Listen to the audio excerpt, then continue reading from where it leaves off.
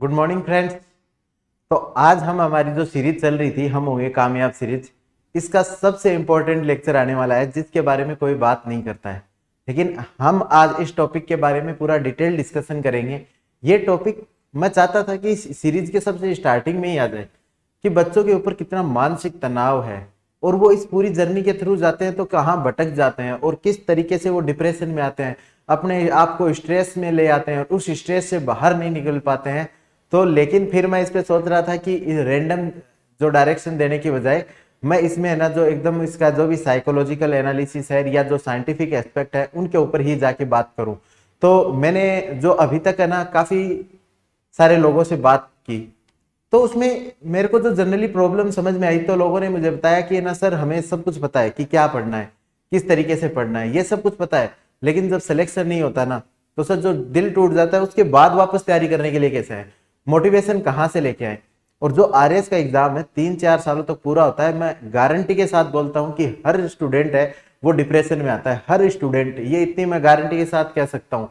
कोई भी यदि ये बोले कि मेरे को ना मतलब डिप्रेशन नहीं आया तो वो एकदम झूठ बोल रहा है। वो कभी ना कभी आता है, किसी को छोटे पीरियड के लिए आता है, किसी को लंबे पीरियड के लिए आता है।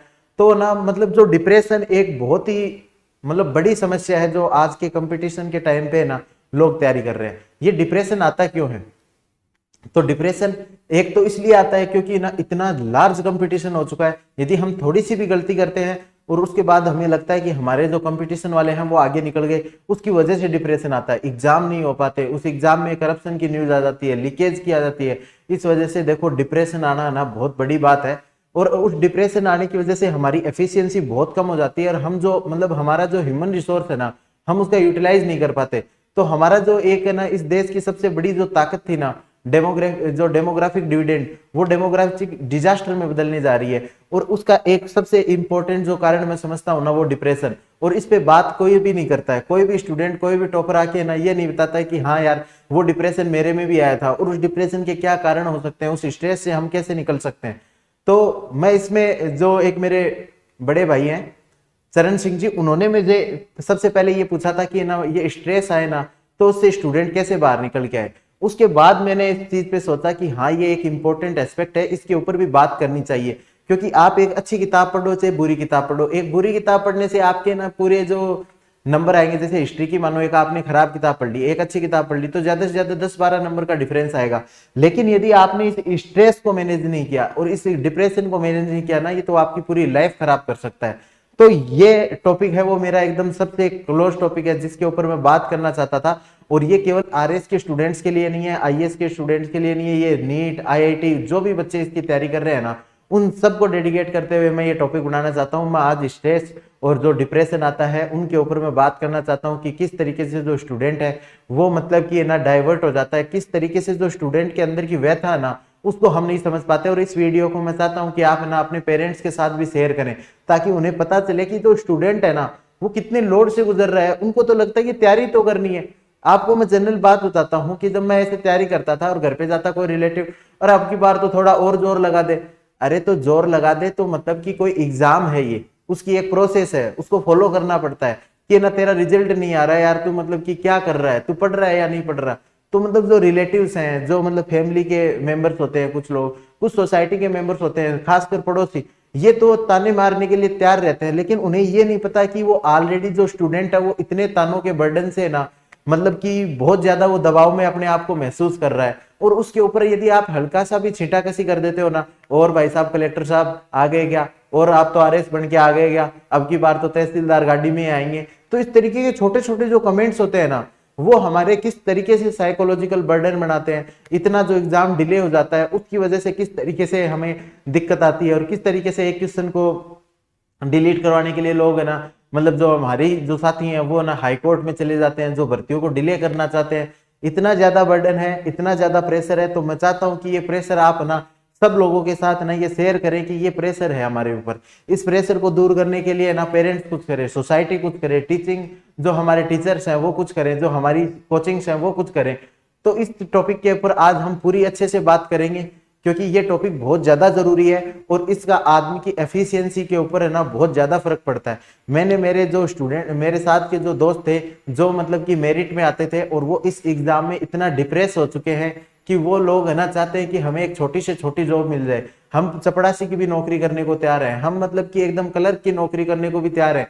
तो एक जो स्टूडेंट जो एक टाइम पे एकदम मतलब मेरिट में पहली रैंक पे आ रहा है, दूसरी रैंक पे आ रहा है, चौथी रैंक पे आ रहा है, वो आज ना मतलब इतना डिप्रेस क्यों आ चुका है, मतलब वो इतना डिप्रेस क्यों हो चुका है, उसके पेरेंटल सपोर्ट में कहाँ कमी थी। तो इन चीजों के बारे में हम एकदम डिस्कस करेंगे और इस टॉपिक को मैं इतना डिटेल में बताऊंगा ना, ताकि आपको ना कल को ना मतलब समझ में तो आए ना।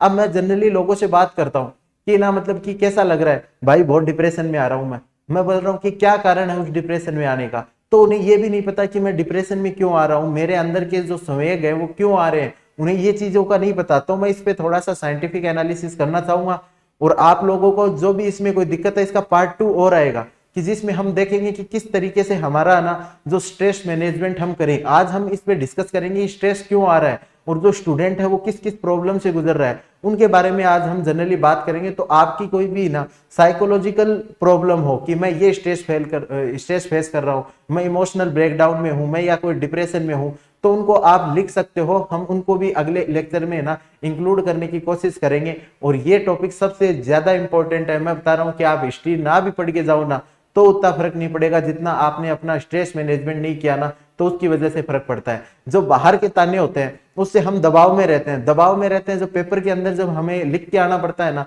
तो बोलते हैं कि ना बच्चा प्रेशर के अंडर में आ गया, वहां पे अरे प्रेशर कहां से आ गया, आप लोगों ने बाहर इतना प्रेशर क्रिएट कर दिया कि वो एग्जाम के अंदर अपने आप को ना एक्सप्रेस ही नहीं कर पाया, और वो जितना भी नॉलेज है उसको निकाल नहीं पाया। तो इस स्ट्रेस के टॉपिक पे आज हम पूरा डिटेल डिस्कशन करेंगे, ठीक है। तो ये हम सीरीज लेके आए थे, क्यों लेके आए थे कि एक एक छोटे छोटे एस्पेक्ट के जो एग्जाम के लिए जरूरी होते हैं उनके ऊपर बात करेंगे। हम ये सीरीज इसलिए लेके आए हैं कि कोई भी बच्चा ना इस वजह से सिलेक्शन से ना रुक जाए क्योंकि उसको सही गाइडेंस नहीं मिली थी। और अब्राहम लिंकन सर इस सीरीज के ना हमारे जो इंस्पिरेशन है कि हमें सही तरीका पता होना चाहिए, एफर्ट्स बहुत हद तक कम हो जाएंगे। यही बात अल्बर्ट आइंस्टीन ने बोली थी। और ये मेरे बारे में एक ब्रीफ इंट्रोडक्शन है कि जो मैंने क्या किया है, और इसके बाद अब मैं ये आज की सीरीज को स्टार्ट करता हूं, ठीक है। तो आज जो हम ये जो 1-2 लेक्चर 3 लेक्चर इनके ऊपर लेंगे, जितने भी आपके डाउट्स आएंगे उसके हिसाब से हम आगे लेक्चर्स को इसको आगे कंटिन्यू करेंगे इसको। तो आज क्या कि स्टूडेंट परेशान क्यों हो जाते हैं, क्या यार मतलब कि स्टूडेंट है उसका रिजल्ट नहीं आ रहा है, उसका एग्जाम डिले हो रहा है, वो तैयारी नहीं कर पा रहा, रिवीजन नहीं कर पा रहा, उसकी वो परेशान क्यों है, उसके क्या कारण है, स्टूडेंट को खुद को नहीं पता होता मैं परेशान हूं। और वो परेशान होता होता ना गलत आदतों में पड़ जाएगा, गलत जो तरीके हैं स्ट्रेस रिड्यूस करने के उसकी तरफ जाएगा।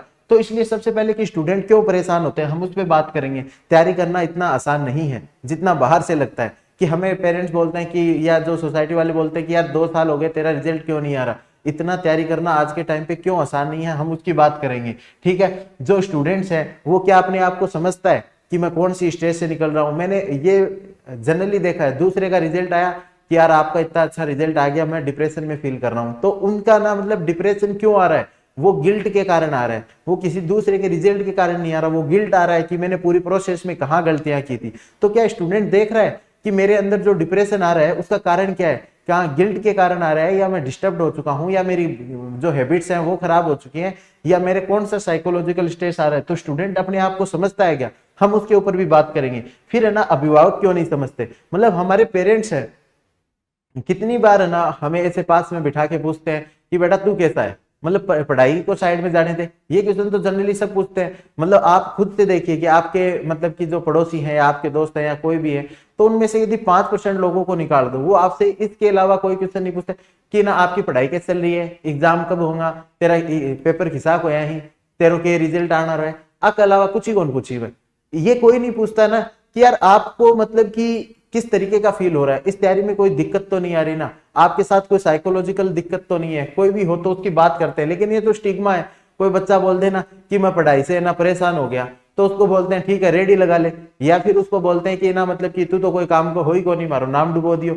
तो इस तरीके की बातें होती हैं। तो हमें समझना पड़ेगा कि एक स्टूडेंट के ऊपर है ना कितना ज्यादा बर्डन है, और वो ना मतलब अभिभावक को भी समझना पड़ेगा, और हमारे उसके जितने भी फैक्टर्स हैं जो उनके आसपास रहते हैं उनको समझना पड़ेगा। और कोचिंग क्या होती है कि आपको गाइड करती है इस तरीके से, और वो कोचिंग आपको इतना सारा पढ़ा दिया, केवल पढ़ाने के लिए कोचिंग होती है क्या, या वो केवल मेंटरिंग करने के लिए होती है, या आप उनका हाथ पकड़ के कि यार जब तक सिलेक्शन नहीं होगा मैं तेरे साथ खड़ा हूं, तेरे को कहीं डिप्रेस होने की जरूरत नहीं है। तो कोचिंग को भी समझना पड़ेगा कि क्या वो स्टूडेंट के ऊपर बर्डन है। अब स्टूडेंट है ना, मतलब 1 लाख स्टूडेंट है ना आपने इकट्ठे कर लिए, अब उनको बोल रहे हो कि एक दूसरे के साथ compete करो, मारो कूटो, तो ये कोचिंग इसके लिए थी या? तो हमें वो भी देखना पड़ेगा। अब बच्चा एक बार डिप्रेशन में चला गया, बाहर आने का क्या तरीका है कि या तो वो अच्छे से स्ट्रेस मैनेजमेंट करे या फिर वो मोटिवेशन। तो उसको मोटिवेशन कहाँ से मिले? फिर वो क्या करता है कि मतलब कि आईएएस आईपीएस के जो वीडियोस होते हैं यूट्यूब पे, उनको देखने की कोशिश करता है कि यहाँ से कुछ मोटिवेशन मिले। लेकिन वो शॉर्ट टर्म मोटिवेशन कितने दिन रहेगा? 2 दिन, 4 दिन, 5 दिन। आप दूसरों को देख के मोटिवेट थोड़ी ना होगे। मोटिवेशन के लिए आपको अंदर से ना एक चिंगारी उठनी चाहिए। लेकिन वो जब डिप्रेशन की जब बारिश होती है ना, तो अंदर की वो जितनी भी चिंगारियां है ना सारी डुबो देती है।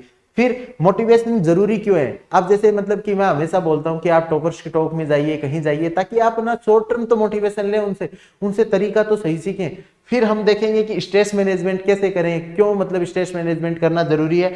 फिर मैं स्टूडेंट है ना, मतलब इस तैयारी की जो साइंटिफिक प्रोसेस है ना उसको समझे। जैसे कि कल है ना, मतलब कि एक लाइव डाउट पूछा गया था कि सर हम अपना कॉन्फिडेंस कैसे बढ़ाएं। तो मैं बताया कि हमेशा कॉन्फिडेंस एक साइंटिफिक प्रोसेस पे आता है, ठीक है। तो कॉन्फिडेंस है ना, जैसे कि मैं एक बॉल को ऊपर उछाल दूं तो वो पक्का नीचे आएगी, इस पे मुझे पूरा कॉन्फिडेंस है। क्यों कॉन्फिडेंस है? क्योंकि उसके ग्रेविटेशनल फोर्स लग रहा है और उस साइंस को मैं समझता हूं। तो सेम मैं ऐसे ही कह सकता हूं, यदि हमने साइंटिफिक प्रोसेस से स्टडी की कि ये पहली प्रोसेस होनी चाहिए, दूसरी में ये करेंगे, तीसरी स्टेज में ये करेंगे, फोर्थ स्टेज में ये करेंगे, और आपने उन स्टेज को बिना किसी गलती के पूरा किया है ना, तो आपको ना पक्का विश्वास रहेगा कि ये मैंने तो स्टडी की ना, साइंस को फॉलो किया है, रिजल्ट अच्छा आएगा। थोड़ा डिले हो सकता है लेकिन रिजल्ट पक्का अच्छा आएगा। तो कॉन्फिडेंस आपके अंदर जरूर आएगा। लेकिन हम इतनी होच पोच में तैयारी करते हैं कि पता भी नहीं है कि कब हमने रॉ डेटा ले लिया, कब उसको सिंप्लीफिकेशन किया, दिमाग में रखने के लिए, रिटेन करने के लिए कोई टेक्निक नहीं लगाई, आउटपुट के लिए हम प्रैक्टिस नहीं करते। हम क्या है ना कि एक स्टूडेंट है ना, वो अपनी जितनी भी ये मिस्टेक्स है ना उनके लिए वो खुद भी जिम्मेदार है। क्यों जिम्मेदार है? क्योंकि हम इग्नोरेंस में रहते हैं। अब मैं आपको ना 10 बुक बता दूं कि इन 10 बुक से ना, इस बुक से ये उठा के ये चैप्टर पढ़ लेना, कोई नहीं पढ़ता। मार्केट में जाएंगे, एक कोचिंग के नोट्स लाएंगे, उसको पढ़ेंगे। क्यों? आलस है, एक इग्नोरेंस है। तो उसकी वजह से आप जब है ना इस पूरी प्रोसेस की जो साइंटिफिक प्रोसेस है उसको जब आप तोड़ना चाहते हो ना, तो आप खुद डिप्रेशन में जाना चाहते हो। कितने बच्चे हैं जो मेन सेंसर राइटिंग जो करते हैं, या फिर कितने बच्चे ऐसे हैं कि जो रेगुलर टेस्ट सीरीज लगाते हैं, तो वो जो साइंटिफिक प्रोसेस है ना उसको खुद को ब्रेक डाउन कर रहे हैं। और जब उसको ब्रेक डाउन करने की वजह से क्या होता है ना कि उनको कभी भी कॉन्फिडेंस नहीं आता, एग्जाम में रिजल्ट नहीं आ पाता, और फिर वो इसमें पूरे इस साइकिल में घुस जाते हैं। फिर है ना लास्ट में मैं ना पेरेंट्स के लिए भी कुछ मैसेज देना चाहूंगा कि अपने बच्चों को समझे, वो आपके लिए ही सब कुछ कर रहे हैं। वो आपका ना मतलब आपका सम्मान करने के लिए, आपका जो मान है उसको बढ़ाने के लिए दिन रात मेहनत करते हैं। तो आप उनको समझिए। ये मैंने देखा है कि जनरली ना जो दूसरे मतलब रिलेटिव्स वगैरह होते हैं, उनकी बातों में आके अभिभावक भी क्या है ना कि अपने बच्चे को उतना ही डांटने लग जाते हैं कि तू ये नहीं कर रहा, तू वो नहीं कर रहा। तो हम उन चीजों के बारे में भी डिस्कस करेंगे। तो सबसे पहले ना टॉपिक है कि ये स्ट्रेस आता क्यों है। मतलब एक मैं, और ये सारी केवल एक स्टूडेंट के पर्सपेक्टिव से मैं बातें कर रहा हूँ, ठीक है। तो आप इसमें एकदम जनरल प्रैक्टिकल बातें होंगी। आप भी अपनी बातों को ना मेरे कमेंट सेक्शन के द्वारा ना शेयर कर सकते हो। और ये वीडियो ना मतलब केवल आरएस आईएएस इनके लिए नहीं है यार। ये वीडियो ना छोटे से छोटे एग्जाम की तैयारी करने वाले, 10th की, 12th की, या जो बोर्ड एग्जाम में भी आ रहे हैं उनकी तैयारी करने वाले, या जो आगे ना मतलब हमारे रिसर्च वाले स्टूडेंट हैं, उन सब के लिए है कि ये हमारे पहले सबसे पहले ना स्ट्रेस आता क्यों है, ठीक है। तो स्ट्रेस सबसे पहले साइकोलॉजिकल चैलेंज मिलते हैं, मतलब हमारी बॉडी के अंदर कुछ चैलेंज आते हैं हमें। वो 4D चैलेंज है जिनको हम आगे डिस्कस करेंगे कि ये कौन से 4 मतलब की चैलेंज है जिसकी वजह से हम डिस्टर्ब हो जाते हैं खुद ही, लेकिन हमें पता नहीं रहता कि हम ये कर क्या रहे हैं। तो सबसे पहले तो ना मतलब एक इंसान को साइकोलॉजिकल चैलेंज मिलते हैं उसके अंदर से कि ना मतलब कि ये, और उनको समझना बहुत जरूरी है। दूसरा है कि अनबैलेंस्ड लाइफस्टाइल हमने अडॉप्ट कर ली है, ठीक है। कंपटीशन इतना ज्यादा हो गया है, अब हमें लगता है कि ज्यादा से ज्यादा पढ़ना पड़ेगा।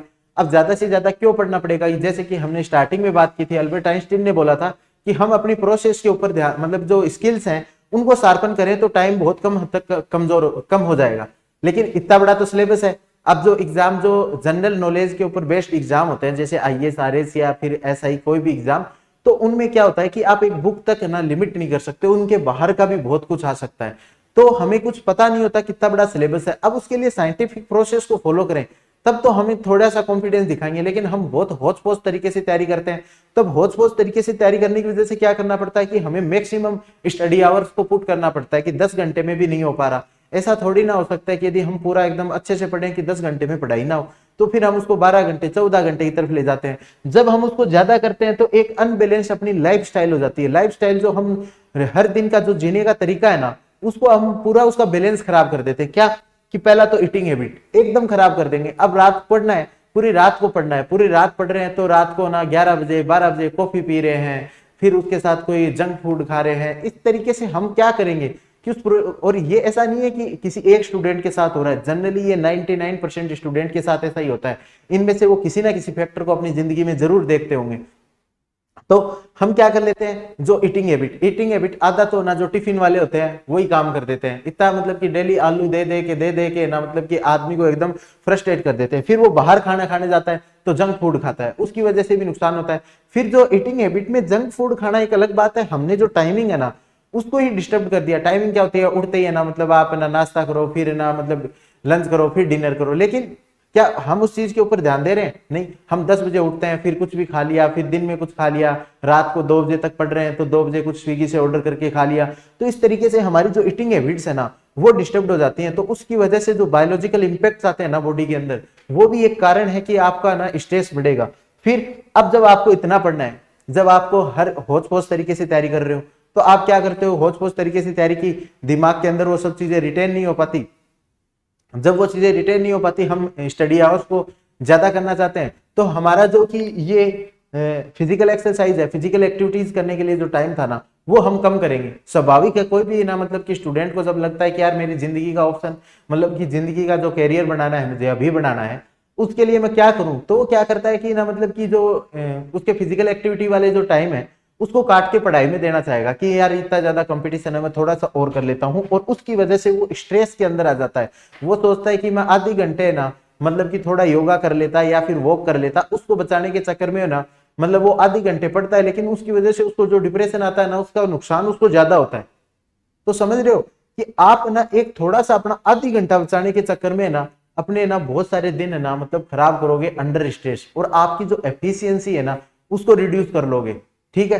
तो दूसरा पॉइंट, पहला तो हमने देखा कुछ उसके साइकोलॉजिकल चैलेंज आएंगे जिसको हम आगे वाली स्लाइड्स में देखेंगे कि ऐसे कौन कौन से साइकोलॉजिकल चैलेंज आते हैं। दूसरा क्या आता है कि जो बैलेंस्ड लाइफस्टाइल है, और ये ऐसा पार्ट है जिसको बहुत इजीली ना मतलब आप रेक्टिफाई कर सकते हो यार। आपको बस आज से ही तो करना है कि आप देखो सुबह ना मतलब कि आप टाइमली उठ जाओ, और टाइमली उठ के ना उठते ही एक नाश्ता कर लो, फिर आप ना दिन में ना 10 11 12 बजे के आसपास अपना खाना कर लो, शाम को 7 8 बजे खाना कर लो, और उसके अलावा ना जंक फूड को छोड़ दो। ये एक दिन के अंदर आप इसको ठीक कर सकते हो कि आपको कितना फायदा हो जाएगा। फिजिकल एक्टिविटी ज्यादा नहीं तो आप यार सुबह सुबह ना आधे घंटे या तो योगा कर लो, प्राणायाम कर लो, या फिर है ना पार्क में घूम के आ जाओ।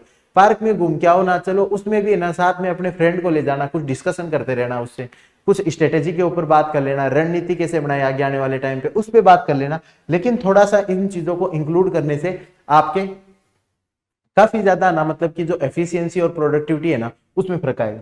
तीसरा जो कारण है अपने स्ट्रेस का, वो है मिसमैनेज लाइफ स्किल्स।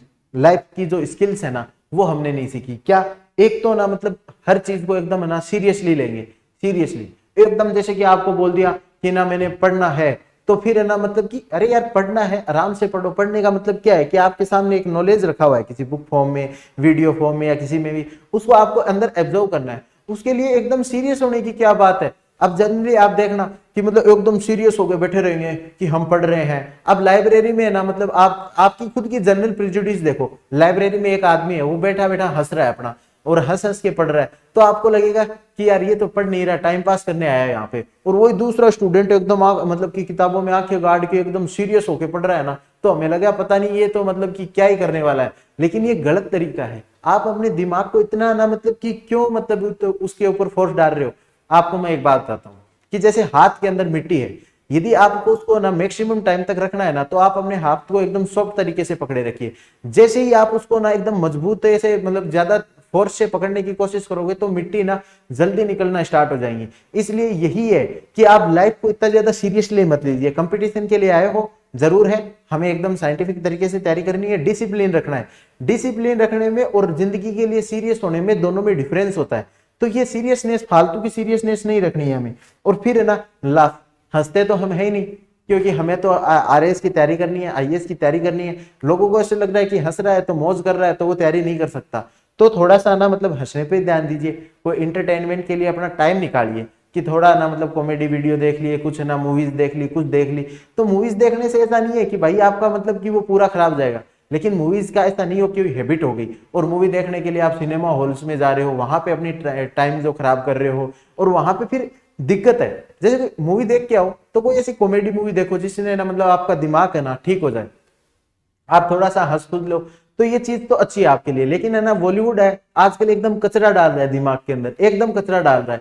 तो हम आगे वाले वीडियो में देखेंगे कि किस तरीके से ना हम मतलब डाइवर्ट हो जाते हैं। उसका एक कारण है ना मतलब ये मीडिया, सोशल मीडिया और ये जो बॉलीवुड है ना वो है, उनको तो कुछ नहीं करना, उनको तो भाई सुबह उठना है, एक्टिंग करनी है और एक्टिंग में कुछ भी कचरा दिखा के हमारे दिमाग के अंदर डाल देना है। लेकिन हम जो पढ़ने वाले स्टूडेंट हैं, हम कंसंट्रेशन करना चाहते हैं, तो उसके लिए कितना नेगेटिव है। तो आप कुछ ऐसा एंटरटेनमेंट का मैसेज देखिए जिसकी कोई आपको लत ना लगे, हैबिट ना लगे, आप देख सकते हो, ठीक है। उसके बाद है कि चलो स्ट्रेस तो आ गया, ठीक है, लेकिन उस स्ट्रेस को हम मैनेज भी तो कर सकते थे। लेकिन जो स्ट्रेस मैनेजमेंट होता है ना, इस पे तो एकदम है ना मतलब कि कोई बात भी नहीं करना चाहता। कोई भी ना मतलब कि टॉपर आके ऐसे नहीं बोलेगा कि हाँ मैं उस टाइम पे यार मैं भी स्ट्रेस में था, मुझे भी किसी चीज की जरूरत थी, लेकिन कोई नहीं बोलता। सब बोलते हैं बस हमने तो हैप्पीली बस पढ़ा और हमारा तो आराम से हो गया। लेकिन सबके साथ ये दिक्कत आती है। तो ये जो स्ट्रेस मैनेजमेंट है ना, ठीक है, इस स्ट्रेस मैनेजमेंट की हम बात करते हैं कि क्यों। तो सबसे पहले तो देखो इग्नोरेंस, ठीक है, आपको फील हो रहा है, आपको अंदर से गंदा लग रहा है, ठीक है, आपको पता चल गया कि यार मेरे को ना गंदा तो लग रहा है, लेकिन आपको ये नहीं पता कि किस कारण से गंदा लग रहा है। तो हम की इग्नोर कर देते हैं, यार यूं ही मूड खराब हो गया होगा, सो जाते हैं। तो वो एक बिल्डअप हो रहा है आपके अंदर, एक तूफान है वो जो डिप्रेशन का तूफान हो रहा है, वो धीरे धीरे ना आपके अंदर है ना बिल्डअप होना स्टार्ट हो जाएगा। कई बार है ना मतलब आप है ना मतलब उठोगे तो आपको मतलब कि कई बच्चों को, जैसे मैंने डिप्रेशन के कारण देखे, मैंने कि मतलब यूट्यूब वगैरह पे मैंने ना गूगल वगैरह पे सर्च किया, तो मैंने देखा कि मतलब बच्चों को ना मतलब कई बार ऐसे उठते ही है ना मतलब ऐसे लगता है कि कोई चक्कर सा आ रहा है, कुछ आ रहा है, तो वो डिप्रेशन में जा रहे हैं। लेकिन हम इग्नोर कि यार कल थक गए थे तो शायद ऐसा हो गया होगा, हम है ना मतलब कि कॉपी को पूरा पढ़ दिया, 10 घंटे तक पढ़ दिया, उसके बाद भी ना पता नहीं चला कि ना इसमें क्या पढ़ा है। क्यों? क्योंकि उसको इग्नोर कर रहे हैं हम। लेकिन वो एक बिल्डअप हो रहा है आपके लिए, एक जो प्रॉब्लम, एक तूफान आने वाला है आपकी एफिशिएंसी, प्रोडक्टिविटी को कम करने के लिए, वो बिल्डअप होती जा रही है वो। फिर दूसरा अवेयरनेस नहीं है। अब जैसे मेरे जैसे स्टूडेंट को मतलब आ गया तैयारी करने के लिए, उनको तो लगा कि बस जल्दी से एग्जाम होगा, मतलब 2-3 महीने में प्रीलिम्स होगा, 2-4 महीने में मेंस होगा, 5-7 महीनों में इंटरव्यू भी हो जाएंगे, 1 साल के अंदर नौकरी मिल जाएगी, लोग बोलेंगे वाह वाह। लेकिन एग्जाम तो होता नहीं है 3 साल तक, 3-4 साल तक। फिर उनको लगता है कि ये क्या हो गया। और उस ड्यूरेशन में जब उनके ना मतलब दिक्कत आने लगती है, अंदर से तो बायोलॉजिकल चेंजेस हो रहे हैं, क्योंकि सारे यंग लोग इसकी तैयारी कर रहे हैं, ठीक है। अब जो 40-45-35 साल पे लोग हैं वो तो काफी ज्यादा स्टेबल हो चुके हैं, तो वो इस प्रॉब्लम से नहीं गुजरते। लेकिन जो यंग जनरेशन है ना, जो 18 से 20-25-30 साल की जनरेशन है, वो क्या कर रही है, हार्मोनल उसके अंदर चेंजेस आ रहे हैं। सभी को पता है हार्मोनल चेंजेस आ रहे हैं, सभी इस पे कोई बात क्यों नहीं करना चाहता कि हार्मोनल चेंजेस आ रहे हैं। तो उसको उस पे ना मतलब उनको बैलेंस करना है। लेकिन जो आउटसाइड की दुनिया है, अंदर की दुनिया है, उनमें बहुत डिफरेंस है। बीच में आपको गोल्स को जो आपको अचीव करना है उसके लिए भी सही तरीका नहीं पता। अंधेरे में हर किधर ही तीर चला रहे हैं कि क्या पता कुछ तीर है ना लाइन पे लग जाए। और अब 5 लाख लोगों में से अंधेरे में तीर मारे हुए कितनों लोगों का लाइन पे लगेगा। तो दूसरी अवेयरनेस नहीं है कि अब आपके अंदर आ गया, मानो कि ठीक है, हो सकता है थोड़े टाइम के लिए आपको स्ट्रेस बिल्डअप हो गया, आपको डिप्रेशन आ गया, लेकिन आप उसको अवेयर होगे उसके बारे में कि इस तरीके से मैं इसको रिलीव कर सकता हूँ, इस तरीके से ठीक कर सकता हूँ, तो अपने आप ही हो जाएगी। अब एक सिंपल सी बात देखिए कि आपको ना एक मटका है अपने, ठीक है, मटके के अंदर है ना बूंद बूंद पानी भरता जा रहा है। तो अब उस बूंद को ना आप स्ट्रेस समझ लीजिए। हर दिन छोटी छोटी बातों की वजह से थोड़ा सा स्ट्रेस आ गया, थोड़ा सा ट्रैफिक में गए वहां पे ना स्ट्रेस आ गया, थोड़ा सा आपने किसी से ना अनबन हो गई वहां पे स्ट्रेस आ गया, थोड़ा आपकी परफॉर्मेंस से खराब, तो बूंद बूंद से वो स्ट्रेस का ना घड़ा भर जाएगा। और जिस दिन घड़ा भरता है ना, उस दिन जब वो एकदम ऊपर से निकलने लगता है या घड़ा फूट जाता है ना, तब तो हम इसके बारे में बहुत ज्यादा चर्चा करते हैं, ठीक है। पिछली बार जब सुशांत सिंह राजपूत का केस आया था कि जब उन्होंने सुसाइड कर ली थी ना, तब तो मतलब हम ना मतलब कि एकदम आगे थे कि ना मतलब कि किस तरीके से स्ट्रेस के बारे में बात करना जरूरी है, साइकोलॉजी के बारे में बात करना जरूरी है। फिर तो लोग है ना मतलब अपने आप में ज्ञानी बन जाते हैं। लेकिन उससे पहले हमें अवेयर होते हैं क्या कि हमारा ये बिल्डअप हो रहा है अपने अंदर, तो इस चीज के बारे में भी हमें देखना है। फिर है ना जो पेरेंटल सपोर्ट है ना बहुत जरूरी है। मैं हर पेरेंट्स से यही मतलब कि एक है ना मतलब कि अपील करना चाहूंगा कि आप ना मतलब साथ रहिए कि यार बेटा तू कुछ भी कर, मैं तेरे साथ हूँ, फेल हो गया तो कोई नहीं, और बहुत सारे करियर ऑप्शन है। तो इसमें ना मेरे जैसे बड़े पापा जी हैं, आज तो दुनिया में नहीं रहे, लेकिन ना कुछ भी चीज है ना मतलब मैं कुछ भी ना मतलब कि फेल होके भी आ गया ना, तो बोलेंगे कोई नहीं बेटा, अगली बार तो हम ना मतलब तूफानी कर देंगे। और उन्हें इतना कॉन्फिडेंस रहता था कि मैं तो ना मतलब कि सोच भी नहीं पाता था कि कोई इतना आदमी इतना कॉन्फिडेंस कैसे कर सकता है। मैं पेपर में अंदर दे के आया हूँ, मैं बाहर आके बोल रहा हूँ कि ताऊ जी मेरा तो ना पेपर है ना बहुत ज्यादा छूट गया। लेकिन ताऊ जी बोल रहे अरे यार तू ऐसी बात कर रहा है, मैं बोल रहा हूँ तेरे ना टॉप 10 टॉप 20 में रैंक आएगी। मतलब मेरे को ऐसे लगता था कि ये क्या मजाक है कि ना मतलब कि मैं तो अंदर बाहर अंदर आ रहा हूँ पेपर देके कि मेरा पेपर अच्छा नहीं हुआ, मेरा ना मतलब 20 नंबर का ऐसे छूट गया, मेरा इस पेपर में इतना कुछ छूट गया, और वो बाहर आके ना बोल रहे तो टेंशन ना ले तेरा सिलेक्ट। तो इस तरीके का जो पेरेंटल सपोर्ट है ना वो बहुत ज्यादा जरूरी होता है, क्योंकि जब आप पेरेंट्स ना आपके पीछे खड़े हैं ना तो दुनिया में ना आपको बाकी चीजों की जनरली जरूरत होती नहीं है। यदि आपको ऐसे लगे ना कि मैं डिप्रेशन में हूँ तो ये चीजें ना खुल के ना अपने मम्मी पापा से बात कीजिए कि ना पापा मेरे को ऐसा फील हो रहा है कि मैं एग्जाम क्लियर नहीं कर पाऊंगा। तो वो आपको बताएंगे कि बेटा देख यदि तेरे को ऐसा लग रहा है कि नहीं क्लियर कर पाएगा तो हम कोई दूसरे एग्जाम की ट्राई कर लेते हैं, यदि तेरे को लगता है कि टाइम ज्यादा चाहिए तो हम ज्यादा टाइम देंगे। इस तरीके से ना जो पेरेंटल सपोर्ट होता है ना वो बहुत ज्यादा जरूरी होता है, क्योंकि आप ये सोचिए कि उनका डीएनए आपका डीएनए सब सेम है। आप में आपको जो चीजें फील हो रही है वो चीजें उनको भी फील हो रही है, आप उन्हीं का पार्ट हो। तो आप उनके पार्ट हो ना तो उनसे आप खुल के बात कीजिए। और एक चीज होती है कि जब हम खुल के बात करते हैं ना, एक तो देखो आप है कि डिप्रेशन में आ रहे हो, ठीक है, घर पे फोन आया कि बेटा पढ़ाई कैसी चल रही है, पापा ठीक चल रही है, मम्मी ठीक चल रही है। आपने यदि जब ऐसी बात बोल दी ना तो फिर आपको ना मतलब एक गिल्ट और फील होगा कि मैं तो अच्छी पढ़ाई भी नहीं कर रहा, मम्मी पापा से भी झूठ बोल रहा हूं। वो गिल्ट एक और कारण होगा आपके ना डिप्रेशन में आने का या आपको स्ट्रेस में आने का, मतलब वो कारण बढ़ते पे बढ़ते जाएंगे। तो इसलिए कभी भी ना जो आपके ना जो एकदम close and near and dear है ना उनके साथ आप खुल के बात कीजिए। किसी भी प्रकार का आपको डिप्रेशन आए खुल के बात कीजिए, हमेशा सच बोलिए। जब तक आप सच बोलोगे ना तो आपका बहुत ज्यादा चीजें ना रिड्यूस हो जाएंगी, आपके दिमाग के ऊपर वो बर्डन नहीं आएगा। हम क्या करते हैं कि झूठ बोल देते हैं कि आज ना टेस्ट सीरीज में गए कि सबसे पहले ना इतना खराब रिजल्ट आया, तो आप ना उसको एक्सेप्ट नहीं करते कि इतना मेरा खराब रिजल्ट कैसे आ सकता है। मैं बता रहा हूं जब मैं आईआईटी की कोचिंग करने गया था तो मेरा जो पहला टेस्ट था उसमें 100 में से जो 1000 लोगों ने टेस्ट दिया मेरी 682 रैंक आई। मुझे इतना गंदा लगा कि यार इतने लोगों में मैं तो कहीं स्टैंड आउट ही नहीं कर पा रहा, इस कोचिंग से 10-12 लोगों का सिलेक्शन हो रहा है और मैं 682 नंबर पे हूं, तो मैं तो कोई मतलब कि इस तैयारी करने का कोई सेंस ही नहीं बनता। लेकिन ये चीज मैंने घर पे बताई कि मुझे लगता है कि ये मैंने गलतियां की होंगी और मुझे लगता है कि नेक्स्ट पेपर में मैं थोड़ा इंप्रूव कर लूंगा और मेरा टारगेट है कि मैं ना जो मेरी 50-60 रैंक है वो इंप्रूव करने की मैं कोशिश करूं। ठीक है, नेक्स्ट डे मैंने टेस्ट दिया तब मैंने ये टारगेट रखा किसी तरीके से 50-60 रैंक को मैं इंप्रूव कर लूं। ठीक है, तो देखो यदि मेरे अंदर बहुत ज्यादा नेचुरल टैलेंट होता तो ना मतलब कि पहले टेस्ट के अंदर ही ना मैं बहुत भयंकर रैंक छोड़ देता। लेकिन मैंने फिर की 682 रैंक आई तो मतलब नेचुरल टैलेंट तो नहीं था। आपकी मुझे ये तो पता चल गया कि मेहनत करने से ही आगे बढ़ा जाएगा। तो फिर मैं अगले टेस्ट में गया तो मेरी ना 500 समथिंग रैंक आ गई, फिर उससे अगले टेस्ट में 400, फिर ना मैं 100 के अंदर ही सीधा जंप मार गया, फिर 50 के अंदर, फिर 20 के अंदर, फिर लास्ट में ना टॉप 5 और टॉप 10 में रहने लग गई थी। ठीक है, और ज्यादातर जाती थी, खराब भी जाती तो 20, 22, 25 के अंदर है ना रुक जाती थी। तो इससे एक कॉन्फिडेंस आ गया कि हाँ मैं लगातार है ना इंप्रूव कर रहा हूँ। वो क्यों इंप्रूव हुआ? क्योंकि मैंने उस गलती को एक्सेप्ट किया कि हाँ मैं गलती कर रहा हूँ, मेरी प्रोसेस में मैंने उतनी मेहनत नहीं की, उस वजह से कुछ गलती हुई है, उसकी वजह से मैं अच्छा नहीं कर पा रहा। और मैंने वो घर पे बताया, घर वालों ने सपोर्ट किया, तो उसकी वजह से ही ऐसा होता है। तो आप ना कभी भी कुछ भी खराब होना तो उससे ऐसे घबराइए मत, क्योंकि आप जिसको भी झूठ बोलोगे ना उसके ना रेस्पेक्टिव आपका गिल्ट बढ़ता जाएगा। आपने टीचर से झूठ बोला कि सर मैं बहुत अच्छी पढ़ाई कर रहा हूँ, गिल्ट बढ़ गया। फिर आपने घर पे बोला मैं अच्छी पढ़ाई कर रहा हूँ, गिल्ट बढ़ गया। और अपने आप को मतलब ऐसे सांत्वना मत दीजिए कि यार तू तो ना मतलब जो तू कर सकता था ना वो कर रहा है, नहीं, एकदम सही तरीके से पढ़िए। ठीक है, तो ये कारण हो गया।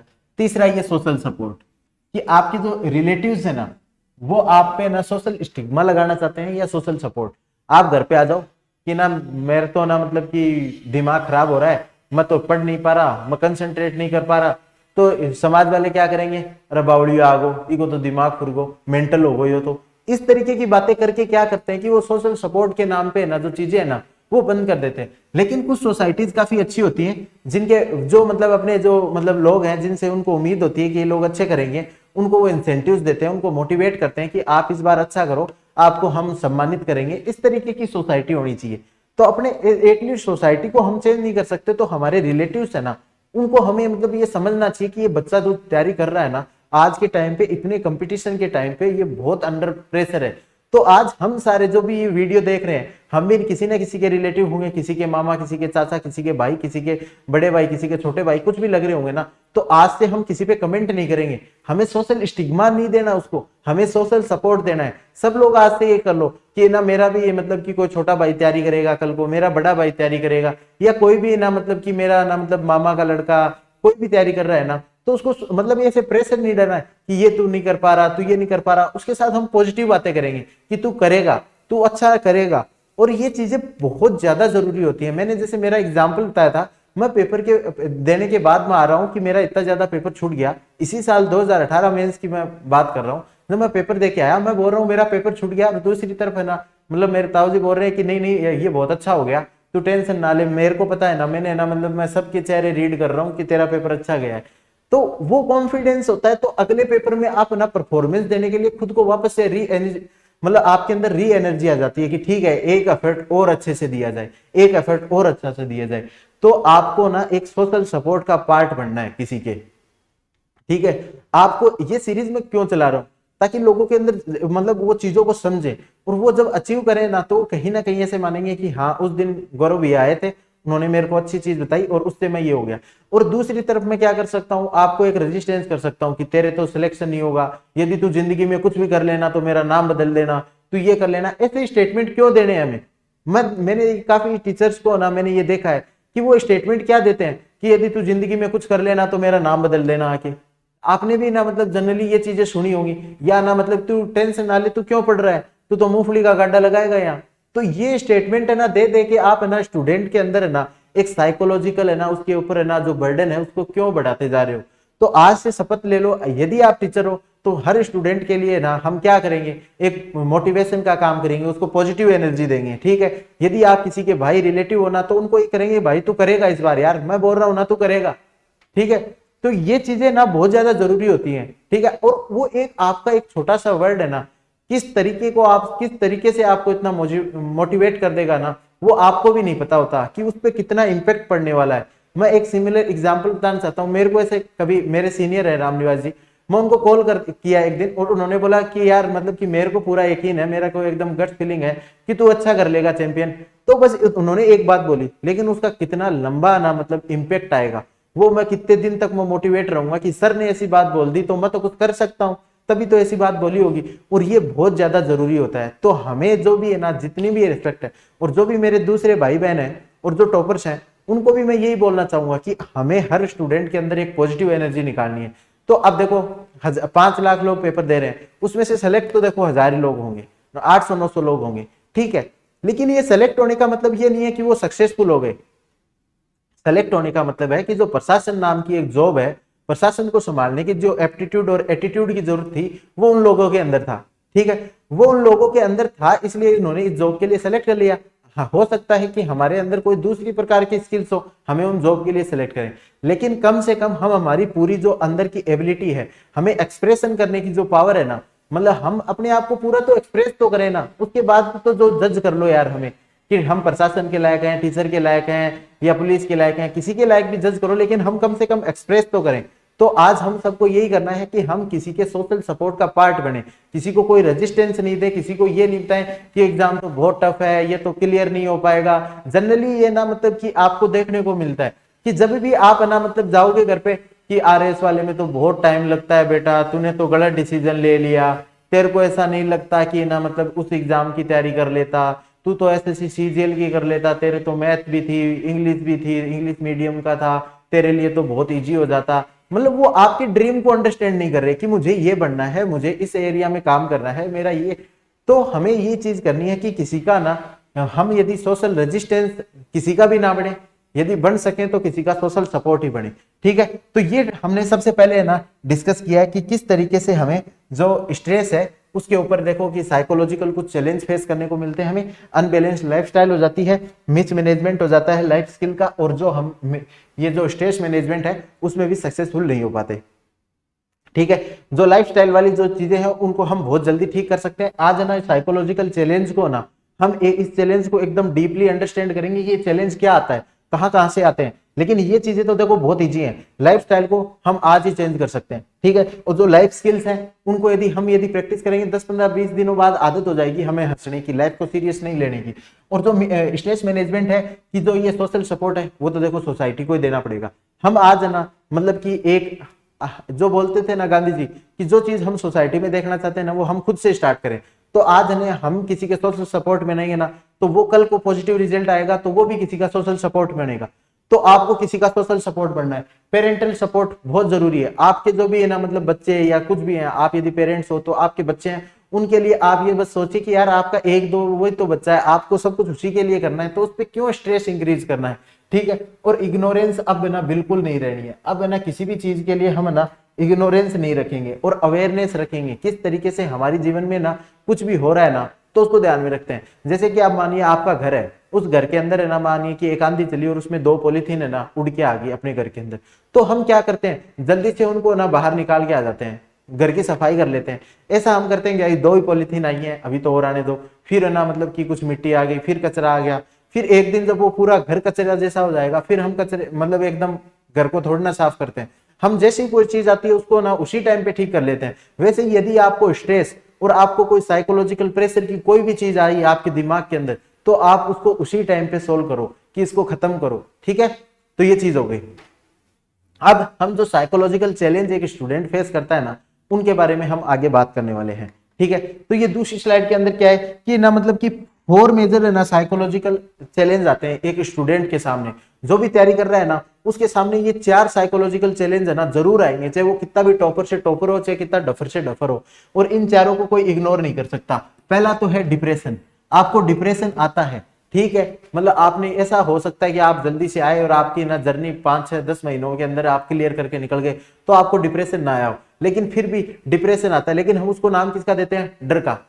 अब जैसे कि ना मतलब कि तैयारी हो रही है अपनी कि जैसे मतलब कि पेपर होने वाला है, तो पेपर होने से 5 दिन पहले पूछो कि भाई तेरे को क्या लग रहा है कि क्या चल रहा है, भाई बहुत डर लग रहा है। अरे डर नहीं है, देखो डर के भी कई प्रकार होते हैं कि वो डर है या एंजाइटी है या डिप्रेशन है, उसके बीच में हमें अंडरस्टैंडिंग करने की जरूरत है कि डर किसे कहते हैं, एंजाइटी किसे कहते हैं, डिप्रेशन किसे कहते हैं। आप डिप्रेशन में हो, नाम उसको डर का ले रहे हो। तो पहली जो चीज आती है हम इनको भी आगे डिस्कस करेंगे कि डिप्रेशन आता क्यों है स्टूडेंट के अंदर, कौन कौन सी चीजों से डिप्रेशन आता है और हम उन चीजों से कैसे बच सकते हैं, ठीक है।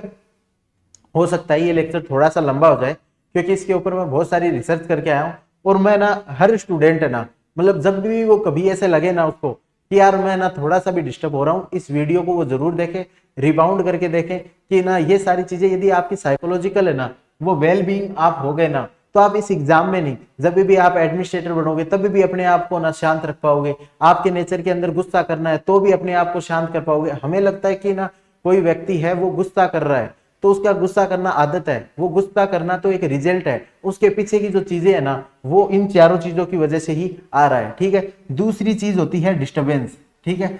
जो स्टूडेंट है वो अपनी लाइफ में डिस्टर्ब्ड रहता है, उसकी जो सोशल लाइफ है, पर्सनल लाइफ है, स्टडी की जो लाइफ है, एजुकेशनल लाइफ है, उसके अंदर उसके कुछ ना कुछ डिस्टर्बेंसेस जरूर होते हैं जिसकी वजह से है ना वो मतलब कि साइकोलॉजिकल है ना बर्डन अपने ऊपर फेस कर रहा होता है। फिर है ना डाइवर्जेंस, वो मतलब हम निकलते तो है ना दिल्ली जाने के लिए है, लेकिन यदि हम मथुरा चले गए ना तो वो डाइवर्जेंस होता है। फिर हम अपने आप को ना ये गिल्ट महसूस कराते हैं कि जैसे आज आपने तैयारी करना स्टार्ट किया आरएस के लिए, ठीक है, लेकिन आज आप टीचर बन के रह गए, फिर क्या करोगे ना आप है ना 5-10 साल बाद है ना आपको उस चीज से ना ये डाइवर्जेंस फील होगा कि यार मैं बनना तो वो चाहता था, मैं ये बन क्यों गया। फिर आप सोचोगे मैंने क्या गलती की, और जब आपको वो गलतियां सारी पता चलेगी ना तो उस गलती से क्या आपको डाइवर्जेंस और गिल्ट फील होगा। आप इन तीनों चीजों में आप एक चीज देखना कि एक गिल्ट एक ऐसी चीज है जो आपको ना मतलब कि लास्ट के अंदर एकदम स्ट्रेसफुल ना लाइफ बना देगी, और उसके 4 ही कारण होते हैं, ठीक है। तो डाइवर्जेंस के कारण भी देखेंगे हम, कुछ बच्चे होते हैं बहुत एकदम एक्स्ट्रा ऑर्डिनरी स्टडीज के लिए आते हैं और उनका ना मतलब ब्रेन भी ना मतलब बहुत शार्प होता है, उनको सब कुछ दिया होता है, लेकिन पढ़ने के लिए जाते हैं फिर क्या करते हैं कि जो है ना शॉर्ट टर्म प्लीजर होता है ना, किसी से बात करने लग गए, फिर है ना मतलब जो अपने गोल्स हैं उनसे भटक जाते हैं और घूमने लग गए, पार्टी करने लग गए, पार्कों में बैठने लग गए। तो उससे वो ना उस टाइम तो उनको बहुत अच्छा लगता है कि हाँ यार मैं पार्क में बैठ रहा हूँ, इसने मुझे सिलेक्ट किया है, मैं तो सलमान खान ही हूँ। तो इस तरीके से सबसे पहले तो ना उनको शॉर्ट टर्म में तो काफी प्लीजर आता है, लेकिन जब वो लॉन्ग टर्म में पता चलता है कि हम तो अपने ऑब्जेक्टिव से डाइवर्ज हो चुके हैं, फिर उन्हें लगता है कि यार ये चीज हो गई, फिर वो डिस्टर्ब होते हैं। उस डाइवर्जेंस के कारण है ना डिस्टर्ब होते हैं, और जब लॉन्ग टर्म में डिस्टर्ब होके ना वो वापस डिप्रेशन में चले जाते हैं, और डिप्रेशन से ना उनके साइकोलॉजिकल लोड बढ़ता है और वो स्ट्रेस के अंदर चले जाएंगे। ठीक है, एक 4D का, ये हमेशा इनको 4D बोलता हूं मैं, ठीक है, कि एक तो डिप्रेशन हो गया, फिर डिस्टर्बेंस हो गया, डाइवर्जेंस हो गया और डिले। अब जब आदमी की जिंदगी में ना ये इंतजार करना ना आदमी की फितरत में ही नहीं है, आदमी किसी चीज का इंतजार नहीं कर सकता। मैं आपको बोलूं कि मैं आपको खाना खिला रहा हूं तो आपको चाहिए कि बस इसी टाइम आ जाए, मैं बोलूं आधे घंटे में, तो इंतजार करते टाइम आप अपने अंदर है ना कितना बर्डन है ना क्रिएट कर लोगे ना, वो आप सभी को पता है। यदि आपको ये नहीं पता तो आज एक बार स्विगी से ऑर्डर करके देखिए, और है ना मतलब कि वो 10-15 मिनट भी यदि लेट हो गया ना, या 10-15 मिनट क्या, जब तक वो आएगा नहीं ना, तो आपके दिमाग में आप देखना आपको भारी भारी सा फील होने लग जाएगा। तो ना जो ह्यूमन का ब्रेन है और उसकी फितरत है ना, वो डिले स्वीकार ही नहीं कर सकती। तो ये जो 4 चीजें है ना, मैं इनके बारे में एकदम डिटेल बात करूंगा कि डिप्रेशन भी क्यों आता है, डिस्टर्बेंसेस लाइफ में क्यों आती है, उनकी वजह से डिप्रेशन क्यों आता है, हम डाइवर्ज क्यों जाते हैं, और डिले क्यों होती है अपनी लाइफ के अंदर, जिसकी वजह से हमें साइकोलॉजिकल लोड को फेस करना पड़ता है। ठीक है, अब सबसे पहले देखिए कि जो सोर्सेज है ना डिप्रेशन के क्या हो सकते हैं। तो एक स्टूडेंट की तरफ से मैं बात कर रहा हूं, ऐसा जो जनरल एज ए स्टूडेंट, मतलब जनरल जो लाइफ में होते हैं उनके ना डिप्रेशन के बहुत सारे कारण हो सकते हैं, लेकिन मैं जो एक स्टूडेंट है जो तैयारी कर रहा है वो क्यों डिप्रेशन में आता है, उसकी क्या कारण है ना, मेरा फोकस उसी के ऊपर है। और यदि मैं आज है ना मतलब कि जिसको हम कई बार डर का नाम लेते हैं ना, वो डिप्रेशन होता है, तो आज मैं एक, आप खुद से पूछ के देखिए आपको किन चीजों से डिप्रेशन आ रहा है। आपको केवल 4 या 5 चीजों से डिप्रेशन आएगा जो यहां लिखी हुई है। पहला तो लेंथ ऑफ द सिलेबस, ठीक है, लेंथ ऑफ द सिलेबस कैसे, आज उठा के देखा मतलब कि किताबें लाके लेके आ गए, यहां से यहां तक किताबें बन गई, जमीन से लेके ना इतनी ऊंची, यदि किताबों को ऊपर नीचे लिखो तो ये, फिर लगता है कि यार इतना बड़ा सिलेबस किया कैसे जाएगा, ये सिलेबस तो मैं कर ही नहीं पाऊंगा। तो इस वजह से जो लेंथ ऑफ द सिलेबस है ना, उसकी वजह से इतना डर लगने लगता है हमें, इतना डर लगने लगता है कि फिर है ना वो धीरे धीरे मतलब एक एक पॉइंट पे ऐड होता जाता है, और वो हमारे कब डिप्रेशन बन जाता है ना हमें पता नहीं चलता। तो पहला कारण है ना, हमेशा लेंथ ऑफ द सिलेबस से आपको डर लगेगा, और वो डर है ना आपका डिप्रेशन का एक कारण होगा। आप अपने आप से भी ये चीज पूछ लेना। फिर है ना inability to revise the syllabus, आपने मानो कि सिलेबस को हैंडल भी कर लिया, इतनी लेंथ थी, आपने जल्दी जल्दी उसको पढ़ लिया, लेकिन अब आपसे, जब आप हिस्ट्री पढ़ रहे हो तब आपसे पॉलिटी का क्वेश्चन पूछेंगे, पॉलिटी पढ़ रहे हो तब ज्योग्राफी का, तो आप उनको नहीं बता पाओगे, क्योंकि आप उनको कितना, इतने बड़े बड़े सब्जेक्ट हैं, जब तक आप साइंटिफिक प्रोसेस से उसको रिवाइज नहीं करोगे, पीरियोडिक रिवाइज नहीं करोगे, आपके पास कोई एकदम अच्छा मेथड नहीं होगा पढ़ने का। जो हमने पहले एक प्रोसेस देखी थी ना कि स्टडी एक 4 की प्रोसेस होती है, 4 स्टेप प्रोसेस होती है। पहले रो डेटा आता है, उसको सिंप्लीफाई करते हैं, फिर उसको रिटेन करते हैं, फिर ना पेपर के अंदर आउटपुट। ये इस प्रोसेस पे हम ध्यान ही नहीं देते, सारे दिन बस किताबें सामने रखो पढ़ते रहते हैं। तो जो पहली प्रोसेस होती है ना, रो डेटा को ना अपने अंदर लेना, तो मतलब सारे दिन पढ़ते रहना, तो हम उसी प्रोसेस पे 90 से 100% टाइम ना उसी पे निकाल देते हैं। तो वो पूरी जो साइंटिफिक प्रोसेस है उसको ना मतलब अपन अस्त व्यस्त कर देते हैं। उसकी वजह से हम सिलेबस को कभी रिवाइज नहीं कर पाते, और रिवाइज नहीं करवाने की वजह से एक गिल्ट आता है कि ये सारा पढ़ लिया फिर भी मैं क्यों नहीं कर पा रहा। फिर खुद पे सेल्फ डाउट आते हैं कि क्या मेरे अंदर टैलेंट है या नहीं है। फिर हम दूसरे को देखते हैं कि ये इसने कैसे कर लिया, हम उसके ये एस्पेक्ट पे नहीं देखते कि उसने भाई के अच्छे नोट्स बनाए होंगे, उसने रिटेंशन के अच्छे अच्छे मेथड्स को फॉलो किया होगा, उसने ना मॉक टेस्ट देके ना आउटपुट को अपना इंक्रीज किया होगा। लेकिन हम बस कि उसने तो ये कर लिया, तो उससे कंपैरिजन करते हैं, अपने आप को ना नेगेटिव दिखाते हैं, गिल्ट आता है और फिर डिप्रेशन में आने शुरू हो जाते हैं। तो पहला तो लेंथ ऑफ द सिलेबस की वजह से आओगे, दूसरा ना आप रिवाइज नहीं कर पाओगे, तीसरा पेपर और एग्जाम की ना एंजाइटी होती है। तो एंजाइटी क्या होती है कि जब आपको देखो, फियर और एंजाइटी के बीच में हम डिफरेंस समझते हैं कि क्या होता है। डर क्या होता है कि जैसे कि आप ना मतलब कि ना गए और आपके सामने शेर आ गया, ठीक है, जैसे ही शेर आ गया ना तो आपको लगेगा डर कि अब तो ये मार देगा मेरे को, ठीक है, और उस टाइम पे आप परफॉर्म कर रहे हो, कुछ भी करोगे, भागोगे वहां से कुछ भी। तो देखो डर की वजह से आदमी की जो एफिशिएंसी होती है, प्रोडक्टिविटी होती है, वो कम नहीं होती, कई बार हमने देखा कि बढ़ जाती है। जैसे एक एग्जांपल बोलते हैं ना कि जब आपके पीछे कुत्ता दौड़ता है ना तो आप बहुत तेज दौड़ने लग जाते हो। क्यों? क्योंकि कुत्ता आपके सामने आ गया और आपको पता है ये काटने वाला है, तब आप भागोगे। तो डर की वजह से तो अपनी एफिशिएंसी है ना बढ़ जाती है। लेकिन इस डर का दूसरा भाई है, ये एकदम है ना इसका जुड़वा भाई है, उसको बोलते हैं एंजाइटी। एंजाइटी क्या होती है? आने वाली चीज को हम एंटिसिपेट करते हैं कि ऐसा ऐसा होगा और उसकी वजह से डरते हैं ना, तो हमारी जो एफिशिएंसी और प्रोडक्टिविटी है वो 70 से 80% कम हो जाती है। ठीक है, तो अब एंजाइटी का एक एग्जांपल, आप जंगल से जा रहे हो तो ठीक है, जंगल से जाते टाइम है ना आप क्या सोचोगे कि क्या पता कोई शेर है ना मेरे को रास्ते में मिल जाए और वो मुझे खा जाए। तो एंजाइटी क्या है, एक है ना अननोन फियर, जो चीज आज तक हुई नहीं है। अब पेपर के अंदर आपको पेपर का डर क्यों लग रहा है, क्योंकि आपको लगेगा क्या पता यूपीएससी आरपीएससी कैसा टफ क्वेश्चन पूछेगी, ठीक है। तो उसकी वजह से आपके अंदर एंजाइटी रहती है और प्रिपरेशन के दौरान आप ना बहुत अपनी एफिशिएंसी को डाउन कर लेते हो। अब देखो कि वहां पे सामने आपको कुत्ता मिल गया, तब तो आप दौड़े ना, तो आपकी एफिशिएंसी बढ़ गई थी उस टाइम पे। लेकिन आप यही सोचोगे कि जंगल में तो ना पता नहीं कहाँ पे कौन सा कुत्ता आ जाएगा, कौन सा शेर आ जाएगा, तो आप ना मतलब बहुत डर डर के चलोगे और आपकी एफिशिएंसी है वो 50% से भी ज्यादा ना रिड्यूस हो जाएगी। तो दूसरा क्या करते हैं कि हम जो पेपर और एग्जाम होता है ना उसके प्रति हमारे एंजाइटी होती है कि किस तरीके से पता नहीं कि क्या पूछ लेंगे क्या नहीं पूछेंगे, और उसकी वजह से हम एफिशिएंसी खराब कर लेते हैं। और वहीं देखो कि आपको लगेगा कि पेपर के जाने के बाद है ना पेपर में बैठे हैं, कई बार आप ना आंसर लिखोगे तो आपको लगेगा पता नहीं ये चीजें कहाँ से याद आ रही हैं, क्योंकि उस टाइम पे आपको डर लग गया कि ये चीज आई पेपर में, उसको देख ली। देखने के डर के बाद आप क्या करोगे, अब तो आ तो गई, अब इसको फेस तो करना ही है। तो आपका ब्रेन है ना पूरा एकदम फुल रिस्पॉन्स देगा कि लो अब जैसा भी आ गया मैं मेरी तरफ से जितना कर सकता हूं तो वो करता हूं। तो उस टाइम कई बार है ना आपको ये भी नहीं पता होता, आप तो सोचते हो कि ये चीज मुझे याद कहां से आई, बहुत पुरानी पुरानी चीजें याद आती हैं, ठीक है। तो ना मतलब आप एग्जाम का थोड़ा फियर रखो कि एग्जाम आ रहा है, मुझे अच्छे से स्टडी करनी है, मेरा सिलेबस टाइमली कंप्लीट करना है, वो तो ठीक है, क्योंकि वो सारी चीज है ना मतलब कि एकदम रियलिस्टिक है। एंजाइटी पेपर के अंदर तो पता नहीं क्या पूछ लेंगे, कौन से टॉपिक से क्वेश्चन आएगा, मेरा गलत तो नहीं हो जाएगा, मैं यदि पेपर क्लियर नहीं कर पाया तो सोसाइटी वाले क्या बोलेंगे, पेरेंट्स क्या बोलेंगे, ये चीजें कोई भी एग्जिस्ट नहीं कर रही है, ये हाइपोथेटिकल है। और जब हाइपोथेटिकल कंडीशन से हम डरते हैं ना तो उसको एंजाइटी बोलते हैं, और ये एंजाइटी है ना हमारे जो प्रोडक्टिविटी और एफिशिएंसी के लिए बहुत खराब है। तो आप ना ये कभी भी ये मत सोचिए कि पेपर कैसा आएगा कैसा नहीं आएगा, आपके लिए अलग से पेपर नहीं आएगा, सारे स्टूडेंटों के लिए ना सेम पेपर आएगा वो, ठीक है। उसकी अगली है एंजाइटी ऑफ लेस टाइम। दूसरी एंजाइटी हमें है ना हमेशा ऐसे होती है, अब जैसे कि ना 50 दिन ही बचे हैं केवल पेपर के, तो हमें एंजाइटी होगी कि यार टाइम तो बहुत कम बचा है, अब हम कैसे करेंगे, इतने टाइम में क्या करेंगे, इतने में तो ये पढ़ नहीं पाएंगे। तो हम सारे दिन उस चीज के बारे में सोचते हैं और जो टाइम ऑलरेडी कम होता है ना उसको और कम कर लेते हो, ठीक है। तो ये चीज आपको नहीं होनी चाहिए। टाइम की मैं आपको अभी थोड़ी देर में बताऊंगा कि टाइम की कितनी पावर होती है। हम ये वीडियो केवल इसी पहला वीडियो है ना, हम ये देखेंगे कि हमारे डिप्रेशन के क्या क्या कारण है।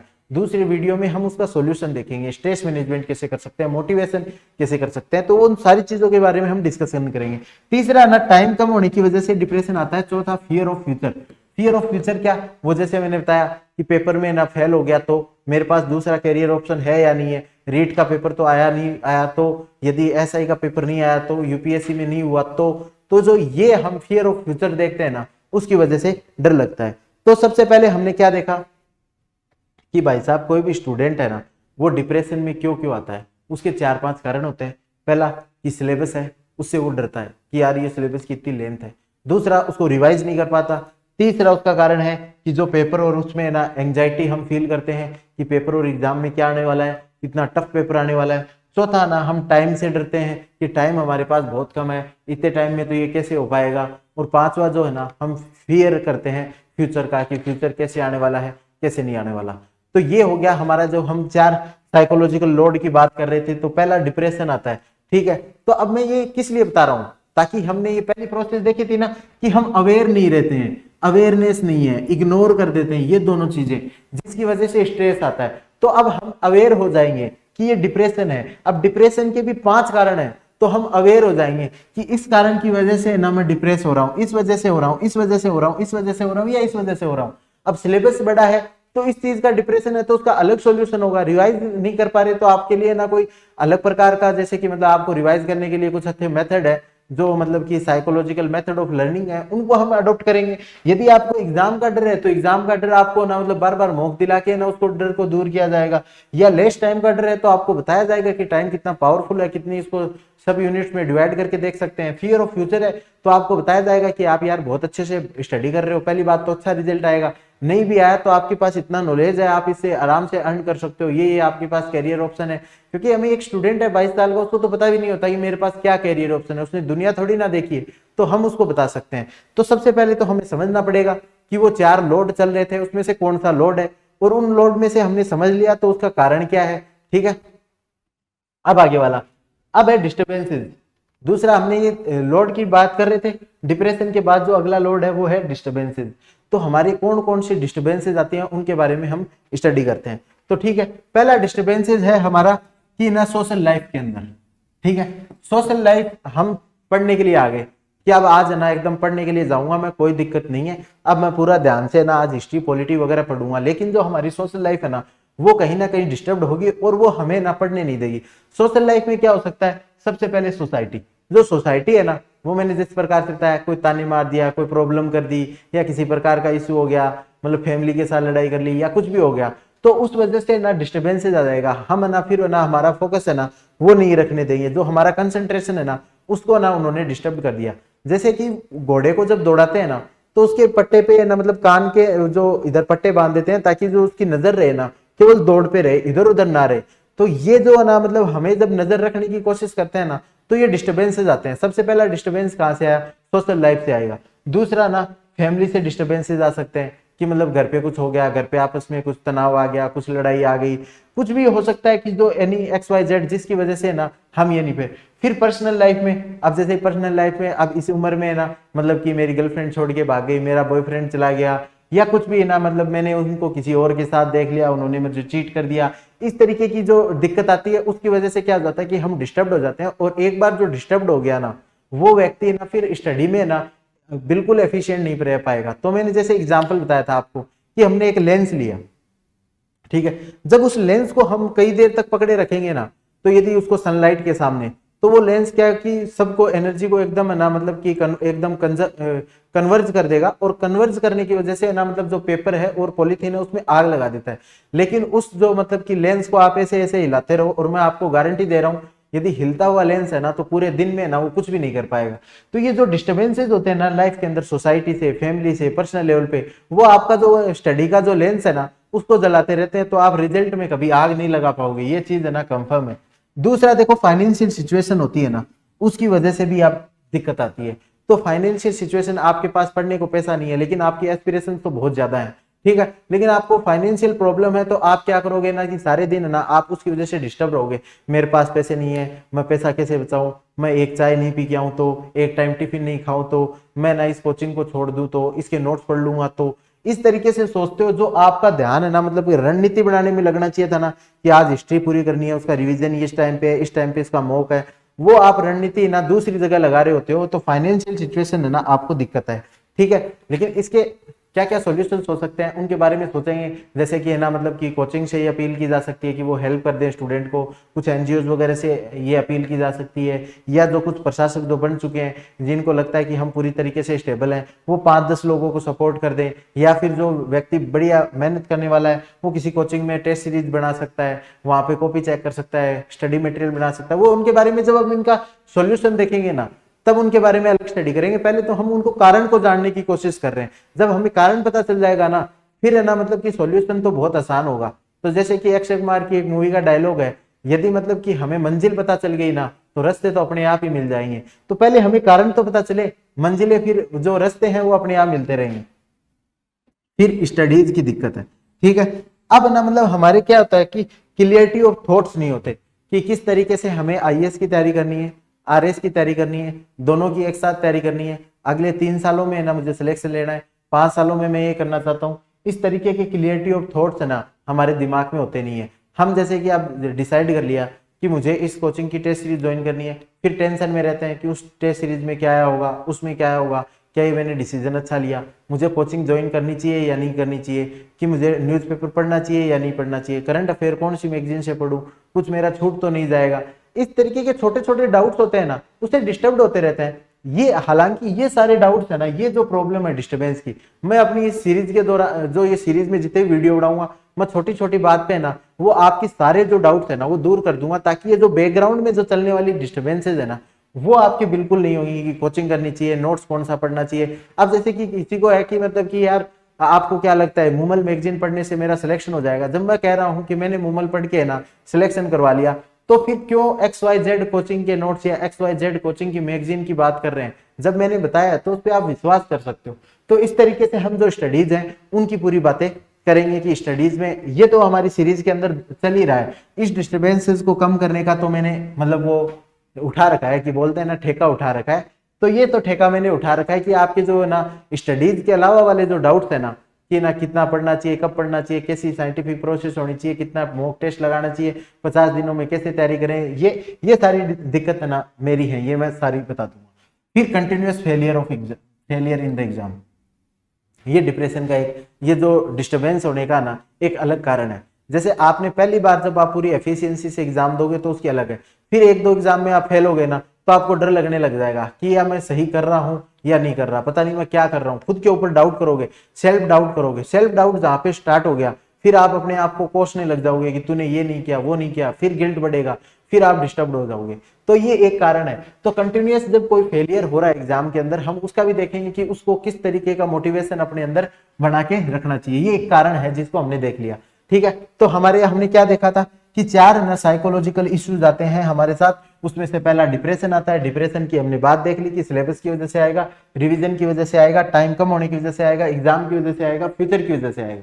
फिर हमने देखा डिस्टर्बेंसेस किस वजह से आते हैं, लगातार फेल होने की वजह से आते हैं, सोशल लाइफ में डिस्टर्बेंसेस होते हैं, फाइनेंशियल डिस्टर्बेंसेस होते हैं, और छोटी छोटी बातों के हम स्टडीज के रिलेटेड डिस्टर्बेंसेस ले आते हैं, ठीक है। अब जो हमारा तीसरा टॉपिक था ना, हम डाइवर्ज हो जाते हैं, हम खुद भटक जाते हैं, रास्ते से भटक गए। अब रास्ते से भटक गए ना, इसमें तो किसी और का कोई लोड, कोई वो ही नहीं था, खुद से रास्ते से भटके हैं हम। जब हम खुद रास्ते से भटक जाते हैं ना, हम किसी दूसरे पे तो आरोप भी नहीं लगा पाते। कि साइकोलॉजी की एक बड़ी एक इशू होता है कि जब हम हमारी गलती का आरोप दूसरे पे थोप देते हैं ना, तो हम रिलीव हो जाते हैं कि हमने तो कुछ नहीं किया। जैसे आप होगा कि आप लोगों ने पढ़ने के बाद भी सिलेक्शन नहीं हुआ, आरपीएससी पे थोप दो कि आरपीएससी ने पेपर अच्छे से चेक नहीं करती, आरपीएससी तो यूं ही सब्जेक्टिव कॉपी चेक करती है। अरे यार, वो लोग वहां पे ना 50-60 सालों से कॉपी चेक कर रहे हैं, तो उनकी मतलब आप विजडम पे ना डाउट करने के लिए ना, हम 20-25 साल के आदमी ना उपयुक्त नहीं है, ठीक है। तो आप ना उन चीजों को हम दूसरों पे थोप देते हैं ताकि हमारा स्ट्रेस है वो रिलीव हो जाए। लेकिन जो ये डाइवर्ज होते हैं ना, हम डाइवर्ज खुद से हुए हैं, रास्ते खुद से हमने भटके हैं, तो फिर हम किसी पे थोप भी नहीं पाते, और ये सबसे बड़ा कारण बनता है स्ट्रेस का फिर, ठीक है। तो अब ना डाइवर्जेंस किस कारण से होता है, ठीक है। डाइवर्जेंस, पहला डाइवर्जेंस है बैड हैबिट, ठीक है।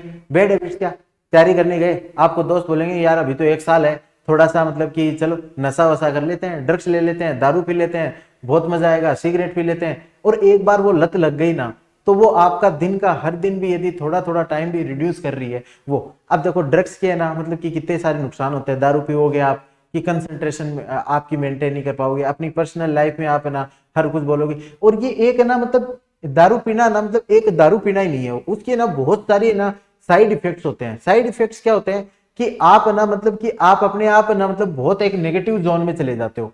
उसके ना कुछ मतलब साइकोलॉजिकल इंपैक्ट्स भी होंगे, फिर उसके कुछ बायोलॉजिकल इंपैक्ट्स भी होंगे, आपकी कंसंट्रेशन लूज कर जाएगी। ये तो सब कुछ आपके पर्सनल लेवल के ऊपर दिक्कत है। लेकिन आप ना, मतलब अंदर से ना, मतलब इतने मतलब आपको वो हो जाओगे नेगेटिव कि मेरे को तो यही करना है, वो करना है। और आप ना, मतलब दुनिया में जो दूसरे काम है ना, उसके लिए जो आपके अंदर एक कंसाइंसनेस होनी चाहिए थी ना, कि वो खत्म हो जाएगी। जैसे हमें किसी टीचर की रेस्पेक्ट करनी है, वो खत्म हो जाएगी। हमें वुमेन की रेस्पेक्ट करनी है, वो भी उस चीज से खत्म हो जाती है, ये ड्रग्स वगैरह दारू वगैरह लेने से। तो हम जब रेस्पेक्ट करना किसी की खत्म कर देते हैं ना, तो वहां पे ना, मतलब सब कुछ है ना, फिर आप ऐसे मान लो कि ये सबसे बड़ा कारण है दारू। और फिर हमें लगता है कि ना, मतलब हम तो ना टेंशन में है, ये है, तो मतलब फिर वापस से ड्रिंक करते हैं, और वो फिर एक नेगेटिव साइकिल शुरू हो जाता है कि वो पीने से फिर वापस स्ट्रेस आएगा, फिर एक पूरा एकदम वो सर्किल है ना चलता रहेगा। दूसरा ना, घूमना फिरना। यार ठीक है, आपने ना 7 दिन पढ़ाई की, 10 दिन पढ़ाई की, उसके बाद आप थोड़ी सी ना, मतलब कि कहीं घूमने चले गए स्ट्रेस रिलीव करने के लिए, वो तो एक अलग बात होती है। लेकिन हमने जनरली क्या देखते हैं कि मतलब आपको भेज दिया घर वालों ने कि अच्छे खासे रुपए देके कि जाओ जयपुर में जाके स्टडी करो, लेकिन क्या करेंगे, यहाँ पे आके ना पार्क में घूमने लग जाएंगे। ठीक है, पार्क में घूमने का मतलब आप सब लोग समझ रहे हो, इधर घूम रहे हैं, सड़कों पे घूम रहे हैं सारे दिन है ना, मतलब इस मॉल में चले गए, उस मॉल में चले गए, अपने मतलब कि गर्लफ्रेंड बॉयफ्रेंड बना लिए, घूम रहे हैं बस। तो उन चीजों का फिर बहुत है ना गंदा रिजल्ट आने वाला है, इसलिए मैं उनको बैड हैबिट्स के अंदर रख रहा हूँ।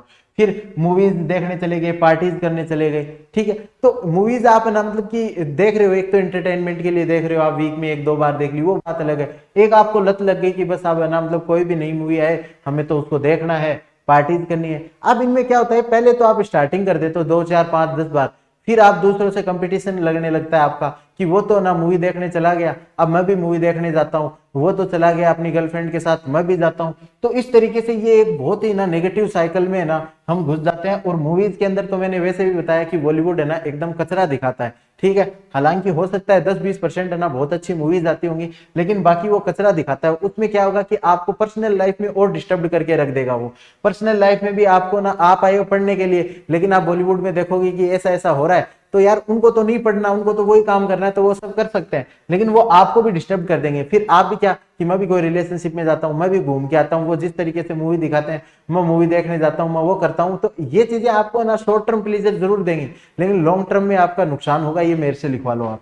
फिर है ना अदर कैरियर ऑप्शन की तरफ भाग जाते हैं। बनने आए थे आरएस, लेकिन है ना फिर पता चला कि रीट का एग्जाम दे लेते हैं, एसआई का एग्जाम दे लेते हैं, इसका एग्जाम दे लेते हैं। तो ये डाइवर्जेंस एक बार तो आपको अच्छा लगता है कि शॉर्ट टर्म में तो आप जैसे कि आरएस बनने के लिए 3 साल परेशान होते, लेकिन आप ना मतलब कि रीट का पेपर दिया, एक बार में सिलेक्शन हो गया। लेकिन उसके बाद आप जब ना लॉन्ग टर्म में आप जाके देखोगे ना, तो आपको पता चलेगा कि ये आपके ना कितना ना मतलब कि एक डिप्रेशन और उसका कारण बन रहा है। आपको लगेगा कि उस टाइम मैं इतने नोबल ऑब्जेक्टिव के साथ गया था, उसके लिए मेहनत कर सकता था, लेकिन मैं छोटे से ऑप्शन में चला गया। फिर ये शॉर्ट टर्म प्लीजर, तो शॉर्ट टर्म प्लीजर की वजह से बात की ना, जो बैड हैबिट्स होते हैं उनको जो ड्राइव करने वाला जो रीजन होता है शॉर्ट टर्म प्लीजर होता है, ठीक है। उस प्लेजर में है ना हम ना मतलब कि एकदम ये देख ले कि रिलेशनशिप में चले गए, कहीं घूमने चले गए, कुछ है ना उल्टा पुल्टा खाने लग गए, कुछ ड्रग्स में चले गए, मतलब जो भी शॉर्ट टर्म के लिए आपको चीजें प्लीज करती हैं। जैसे सोना भी एक है ना मतलब उसमें कि आप 10 घंटे 12 घंटे सो रहे हो क्योंकि वो आपको प्लीज कर रही है। उन चीजों से आप ना शॉर्ट टर्म में प्लीजर लेने के कारण है ना लॉन्ग टर्म में आपको ना बहुत ज्यादा नुकसान है ना देखने को मिलता है। तो मैं अब जैसे यार आप सब लोग ना जो भी मेरे से सीनियर है उनको तो मैं कुछ समझा नहीं सकता, लेकिन जो मेरे से जूनियर है या जो मेरे छोटे भाई बहन है, मैं उनको इस चीज के लिए बोलूंगा, जो कॉलेज वगैरह में है ना, मैं उनको इस चीज से बोलूंगा कि आप शॉर्ट टर्म प्लीजर के पीछे ना मत भागिए। और ये जो एक शॉर्ट टर्म प्लीजर होता है ना, ये एक ऐसी चीज है कि आप कभी भी सेटिस्फाई नहीं हो पाओगे। आप ऐसी कोई एक थ्रेशोल्ड है ना डिसाइड नहीं कर सकते कि बस मैं तो ना मतलब एक बार घूम के आया तो मैं सेटिस्फाई हुआ। आप एक बार घूमोगे, 2 बार घूमोगे, 4 बार घूमोगे, 10 बार घूमोगे, 10 बार घूमने के बाद भी आपके ना मन में हमेशा आएगा 5 बार और घूमू, 20 बार और घूमू। अब यदि आप 5 मूवी देख ली तो 10 मूवी और देखूं, 5 पार्टी कर ली तो 10 पार्टी और करूं। ये हमेशा ना मतलब जो शॉर्ट टर्म प्लीजर है ना वो लगातार बढ़ता जाएगा, उसमें कोई भी ऐसी एक थ्रेशोल्ड लिमिट नहीं है जहां पे आप अपने आप को रोक पाओगे, ठीक है। तो आप ना मतलब कि घूमने लग गए, पहले 1 के साथ, फिर 2 के साथ, 4 के साथ, 10 के साथ, आप कभी भी ना मतलब इस प्लीजर में ना अपने आप को सेटिस्फाई नहीं कर पाओगे। और मैं आपको एकदम ये प्रैक्टिकल बात बता रहा हूं। तो इसलिए मैं आपको ये कहूंगा कि आप ना यार स्टडी के ऊपर फोकस रखिए यदि आपको इसमें करना है और आपको डिप्रेशन का शिकार नहीं होना। फिर लास्ट में है सोशल मीडिया, इससे थोड़ा सा दूर हो जाइए।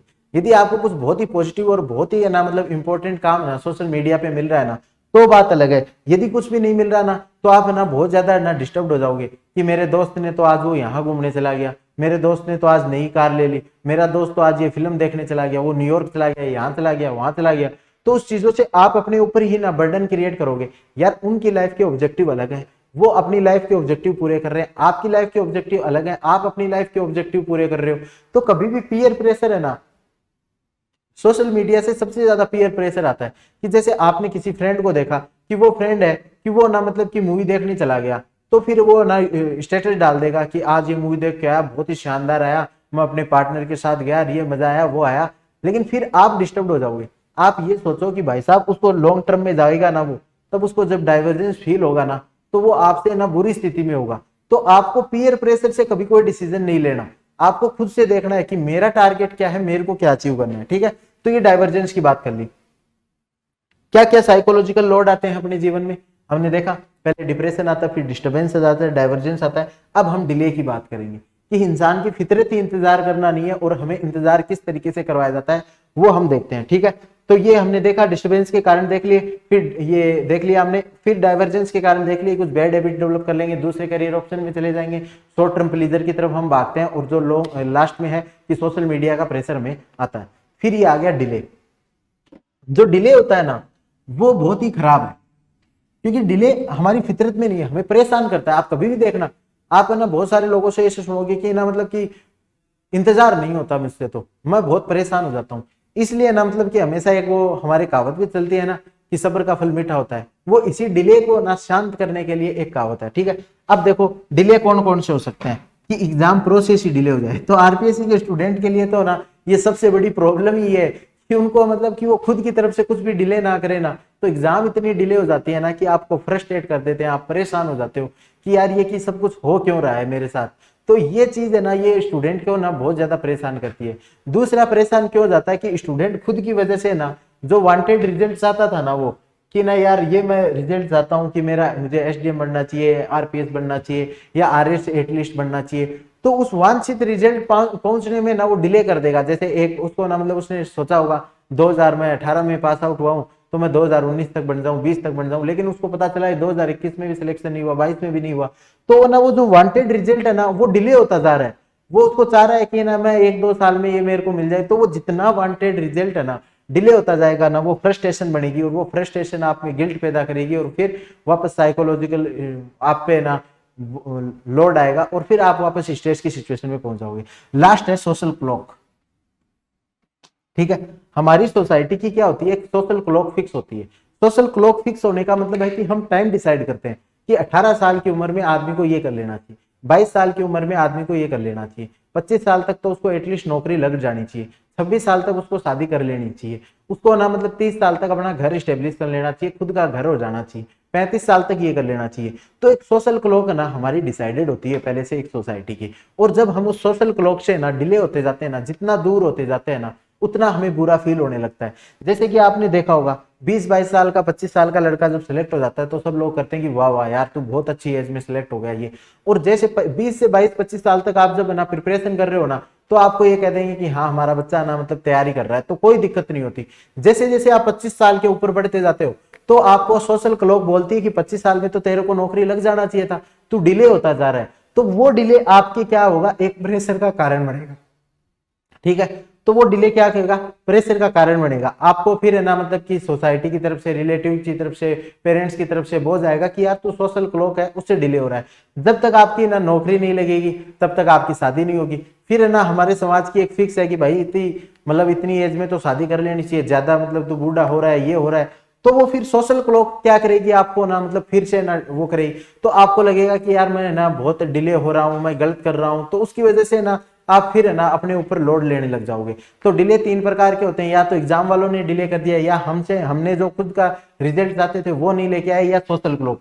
अब कई बार है ना दूसरी दिक्कत भी होती है सोशल क्लॉक में। ये तो मैंने एक नॉर्मल सोशल क्लॉक बताई, कुछ है ना मतलब कि ऐसी सोसाइटी होती है जहाँ पे मतलब कि ना 20-22 साल में शादी करने का ना मतलब वो होता है। स्पेशल सोशल क्लॉक होती है ना, वो जो मेरी बहन है उनके साथ तो सबसे ज्यादा जुड़ी रहती है कि उनको तो बहुत ज्यादा कि एक अटेम्प्ट में यदि तुमने ये क्लियर नहीं किया ना तो शादी की जाएगी तुम्हारी। तो सोशल क्लॉक तो मतलब लड़कों में तो थोड़ा चलो रिलैक्सेशन भी छोड़ दिया, लेकिन है ना मतलब गर्ल्स के अंदर तो सोशल क्लॉक को एकदम एकदम एकदम स्ट्रिक्टली एकदम फॉलो किया जाता है ना। तो हमारी कुछ सोसाइटीज तो ऐसी हैं जो बैकवर्ड सोसाइटीज वगैरह हैं, तो उनमें तो क्या है कि 19-20 साल में शादी करनी है। तो उसमें क्या है कि आप ना मतलब थोड़ा सा भी 1-2 अटेम्प्ट भी देना चाहो तो आप सोशल कलेक्शन है ना, सोशल क्लॉक है उससे बहुत ज्यादा डिले कर जाओगे, तो उसकी वजह से भी सोशल प्रेशर आता है आपके ऊपर। ठीक है, या कई कई बार क्या होता है हम बहुत ज्यादा सीनियर एज में तैयारी करना स्टार्ट करते हैं, 40 साल में, 35 साल में, तो फिर ये सोशल क्लॉक है ना हमें उस टाइम पे भी डिस्टर्ब करती है कि हम इतना लेट तैयारी कर रहे हैं, हमें मतलब कि मतलब समाज क्या बोलेगा, घर वाले क्या बोलेंगे, और इस उम्र में फेल हो गए तो क्या होगा। तो ये सोशल क्लॉक होती है ना वो डिस्टर्ब करती है। तो हमने क्या देखा कि ये देखो साइकोलॉजिकल स्ट्रेस क्यों आता है, तो हमारे ऊपर 4D जो लोड होते हैं उनके बारे में हम देखेंगे। जो बैलेंस लाइफस्टाइल थी उसको हमने देखा कि लाइफ स्किल्स हैं वहां पे दिक्कत है, स्ट्रेस मैनेजमेंट हम क्यों नहीं कर पा रहे। फिर हमने देखा कि कौन से 4 साइकोलॉजिकल लोड है जिसकी वजह से डिप्रेशन और स्ट्रेस बिल्डअप होता है। तो उसमें एक डिप्रेशन देखा, एक डिस्टर्बेंसेस देखा, और एक डाइवर्जेंस देखा, और एक ना हमने क्या देखा कि जो डिले देखा। फिर हमने क्या देखा कि ये कौन कौन से सोर्स हैं डिप्रेशन के, सिलेबस की वजह से आ जाता है, रिवाइज नहीं कर पाते, पेपर की भी एंजाइटी रहती है कितना हार्ड आएगा, फिर टाइम कम होता है, फियर ऑफ फ्यूचर होता है। फिर हम डिस्टर्ब क्यों होते हैं, सोशल लाइफ से हो जाते हैं। सोशल लाइफ में मतलब कि सोसाइटी कुछ डिस्टर्ब करेगी, या फैमिली कुछ डिस्टर्ब कर देगी, या फिर हम पर्सनल लाइफ में ना डिस्टर्ब होने लग जाते हैं। फाइनेंशियल सिचुएशन की वजह से दिक्कत आ सकती है, और जो स्टडीज में दिक्कत आ सकती है, लगातार हम एग्जाम के अंदर फेल हो रहे होते हैं तो उसकी वजह से दिक्कत आ रही होती है। ठीक है, उसके बाद डाइवर्जेंस क्या होता है, बैड हैबिट्स में चले जाते हैं, हम शॉर्ट टर्म प्लेजर को सीख करने लग जाते हैं, दूसरे कैरियर ऑप्शन को तलाश करने लग जाते हैं, सोशल मीडिया पे ना दूसरों को देख के कंपेयर करके परेशान होने लगते हैं। डिले क्यों हो जाता है, एग्जाम में डिले हो रहे हैं, जो हम खुद के रिजल्ट चाहते हैं वो रिजल्ट नहीं आ पा रहे, और उसके बाद है ना सोशल क्लॉक के। तो आज का जो ये वीडियो है ये काफी लंबा हो जाएगा, तो इसमें तो हमने ये सोचा है कि भाई ये हमें साइकोलॉजिकल लोड क्यों आता है, स्ट्रेस क्यों आता है, हम किस तरीके से इसको मैनेज करें, ये सारी चीजें आज के हमने लेक्चर में देखी है। अगला जो इसका पार्ट आएगा ना, उसमें हम देखेंगे कि ये डिस्टर्बेंस है, कि ये जो लेंथ ऑफ सिलेबस है, इसको हम किस तरीके का अपना नजरिया रखें, किस तरीके का माइंडसेट रखें कि ये चीज ठीक हो जाए, किस तरीके से हम ना सिलेबस को रिवाइज करने के लिए ना अलग टेक्निक्स अपना सकते हैं जिससे ये चीज दूर हो जाए। फिर जो एंग्जाइटी है उसको कैसे दूर कर सकते हैं, ये जो बैड हैबिट्स है उनसे कैसे दूर हो सकते हैं, फाइनेंशियल सिचुएशन के लिए क्या पॉसिबल सॉल्यूशन हो सकता है, कंटिन्यूअस फेलियर वाले एग्जाम जो फेलियर हो रहे हैं उनके लिए हमें क्या सोचना चाहिए, उनके लिए कौन कौन से रोल मॉडल है, कौन से एग्जाम्पल्स हैं, उसके बाद जो डाइवर्जेंस आ रहा है उसको किस तरीके से कंट्रोल करें, और जो डिले हो रहे हैं उनको किस तरीके से ना जस्टिफाई करें, और फिर लास्ट में हम देखेंगे कि किस तरीके से स्ट्रेस मैनेजमेंट करना है। तो वो हमारे आगे आने वाला पार्ट है, उस लेक्चर के अंदर कवर करेंगे, क्योंकि ये लेक्चर तो ऑलरेडी बहुत लंबा हो चुका है। ठीक है, तो मैं चाहता हूं कि इसको एक आप अच्छे से देखें, ताकि जो हमारी जो साइकोलॉजिकल वेलबींग हो जाए, हम बहुत अच्छे से अपनी तैयारी कर सके, अपने आप को पूरा ना एक्सप्रेस कर सके। उसके बाद से कोई भी रिजल्ट आए हमें कोई दिक्कत नहीं है, यदि अच्छा रिजल्ट आया तो बहुत बढ़िया है, यदि अच्छा रिजल्ट नहीं आया तो दूसरी स्ट्रीम में जाएंगे, वहां अपने आप को पूरा एक्सप्रेस करेंगे, यदि वहां भी अच्छा नहीं आया तो तीसरी जगह जाएंगे। लेकिन अपना आपको कभी ये तो नहीं होगा ना कि मैं पूरा अपने आप को एक्सप्रेस नहीं कर पाया, मैं उस टाइम पे प्रेशर में था, उस टाइम पे डिप्रेशन में था। उस सारी चीजों को दूर करने के लिए हमारी सीरीज कंटिन्यू रहेगी। और आपको कोई भी किसी भी प्रकार का आपका डाउट है, ये मैंने जनरली जिन लोगों से भी सुना है उन सबको मैंने इसमें इंक्लूड किया है, लेकिन फिर भी आपको लगे कि सर ये मेरी बात तो ना आपने डिप्रेशन या जो साइकोलॉजिकल लोड इस चीज का भी होता है, मेरी बात को आपने इंक्लूड नहीं किया, तो आप ना कमेंट सेक्शन में लिख सकते हो। मैं उन चीज़ों को आगे वाले लेक्चर में जरूर इंक्लूड करूंगा, और उनके लिए जितना भी पॉसिबल मतलब जो रियलिस्टिक सॉल्यूशन है और जो प्रैक्टिकल सॉल्यूशन है उनके ऊपर हम बात करेंगे। ठीक है, तो पढ़ते रहिए, मस्त रहिए, बिल्कुल all the best for your exam. Thank you.